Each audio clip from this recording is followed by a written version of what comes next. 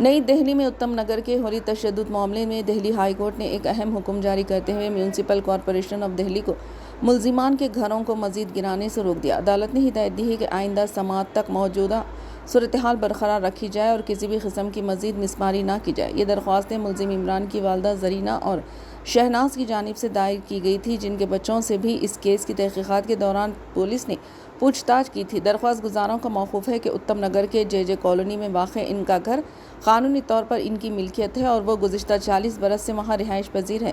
ان کا کہنا ہے کہ وہ باقاعدگی سے بجلی کے بل اور دیگر میونسپل ٹیکس ادا کرتے رہے ہیں۔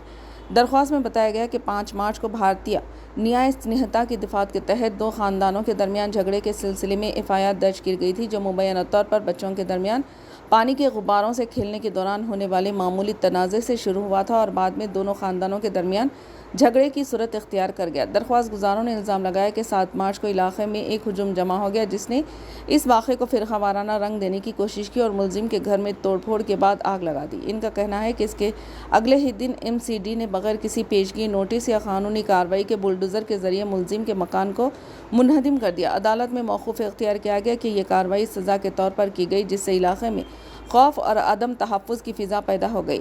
ادھر MCD کا کہنا ہے کہ مسماری کی کارروائی صرف غیر قانونی تعمیرات کو ہٹانے کے لیے کی گئی تھی۔ واضح ہے کہ 4 مارچ کو 26 سالہ ترون کی موت اس وقت ہوئی تھی جب جے کالونی میں 2 پڑوسی خاندانوں کے درمیان جھگڑا ہو گیا تھا۔ پولیس کے مطابق یہ واقعہ پرانے گھریلو تنازعات اور معمولی اختلافات کے باعث پیش آیا اور اس میں کسی فرقہ وارانہ پہلو کی تصدیق نہیں ہوئی۔